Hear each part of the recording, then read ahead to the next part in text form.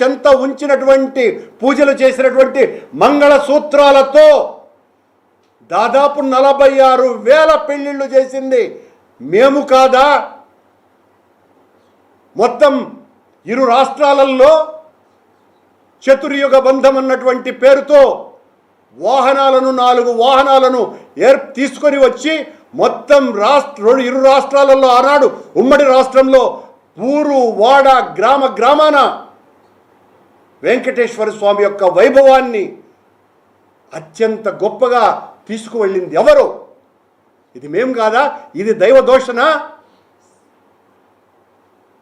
ఒక్కటంటే ఈరోజు మళ్ళీ చంద్రబాబు నాయుడు గారు మాట్లాడుతున్నారు, మేము 5,000 దేవాలయాలను కట్టబోతున్న నిర్ణయం తీసుకున్నామని. చంద్రబాబు గారు, జగన్మోహన్ రెడ్డి గారు ఆల్రెడీ 3,500 దేవాలయాలను కట్టినారు. ఆ కట్టిన దాంట్లో భాగస్వామ్యం ఆర్ఎస్ఎస్కు సంబంధించినటువంటి సంస్థ, వాళ్ళకు అప్పగించినాం. ఎక్కడ జగన్మోహన్ రెడ్డి గారు వెంకటేశ్వర స్వామికి హైందవ ద్రోహం ఎలా చేసినారో చెప్పండి. మీరు మాట్లాడినారు. శ్రీవాణి అన్నటువంటిది ఒక హంబక్. శ్రీవాణి ద్వారా కోట్లాది డబ్బులన్నీ కూడా తాడేపల్లికి వెళ్తున్నాయి అనేటువంటి మాటలు మాట్లాడినటువంటి మీరు ఈ రోజున అదే శ్రీవాణి డబ్బుతో తాడేపల్లిలో అమరావతిలో గుడి కడుతున్నారు. అదే డబ్బుతో గట్టు ఆంజనేయ స్వామికి పవన్ కళ్యాణ్ డబ్బులు ఇప్పించినాడు. ఇదే పవన్ కళ్యాణ్ ఎన్ని మాటలు మాట్లాడినాడు శ్రీవాణి ట్రస్ట్ మీద. అదే డబ్బుతో ఈరోజు మీరు 5,000 ఆలయాలు కడుతున్నారు. మీరు అంటున్నారు మీరు ఏదో కొత్తగా కడుతున్నట్టుగా. జమ్మూ కాశ్మీర్లో దేవాలయం కట్టింది జగన్మోహన్ రెడ్డి గారు. నవీ బాంబేలో వెంకటేశ్వర స్వామి ఆలయాన్ని కట్టింది జగన్మోహన్ రెడ్డి గారు. వైజాగ్లో వెంకటేశ్వర స్వామి ఆలయాన్ని కట్టింది జగన్మోహన్ రెడ్డి గారు. చెన్నైలో పద్మావతి అమ్మవారి టెంపుల్ని కట్టింది జగన్మోహన్ రెడ్డి గారు. అంటే మీరు చెప్తారా, మీరు శంకు చక్రాలు మా భుజాల మీద, జగన్మోహన్ రెడ్డి గారి భుజాల మీద మీరు వేస్తే మేము దైవ సేవ చేసినటువంటి వాళ్ళమా? మీలాంటి వాళ్ళు మమ్మల్ని పొగిడితే నిజంగా కూడా మేము హీనులకి ఎందుకే లెక్క.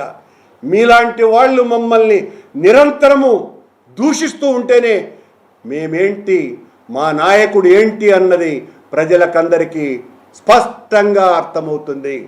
ఈ రోజున మీరు ఇన్ని మాటలు మాట్లాడతారే తప్ప చేతలు ఒక్కటి కూడా లేరు. సాక్షాత్తు వెంకటేశ్వర స్వామి ఆలయానికి సంబంధించిన 3,000 కోట్ల రూపాయల స్థలాన్ని అలిపిరి సమీపంలో ఒక ప్రైవేటు హోటల్కి ఇచ్చినటువంటి వాళ్ళు మీరా మాట్లాడేది? మీరా దైవ సేవ చేసేవాళ్ళు? ఈ ఒకటి మీరు ఏం మాట్లాడినారు? వైకుంఠ ఏకాదశి ఏంది, ఎంత పాపం ఇది?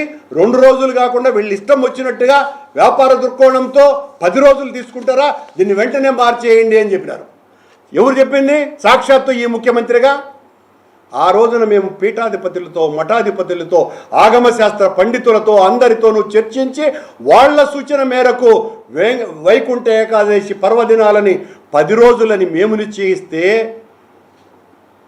దాన్ని నిర్వహణ సామర్థ్యానికి నోచుకోక, దిక్కుతోచక 6 మంది మరణానికి కారణమై 40 మందికి క్షతగాత్రులు అవ్వటానికి కారణమై వైకుంఠ ఏకాదశి అంది 2 రోజులు కాకుండా 10 రోజులని మాట్లాడి మళ్ళీ భయపడిపోయి 10 రోజులు నడిపినాడు మొన్న.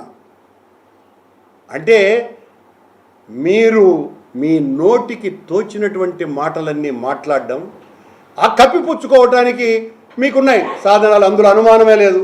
ఈనాడు, జ్యోతి, TV5 లాంటి సాధనాలే మారణాయుధాలు లాంటివి. ఆ మారణాయుధాలతో మమ్మల్ని ఎక్కుపెడుతూ నిరంతరము పేలుస్తూనే ఉంటారు. ఆ మారణాయుధాలతో ఎన్ని పేల్చినా ఇక్కడ గుండె కొండలాగా ఉండేటువంటి జగన్ గారి సైన్యము భయపడే వాళ్ళెవ్వరు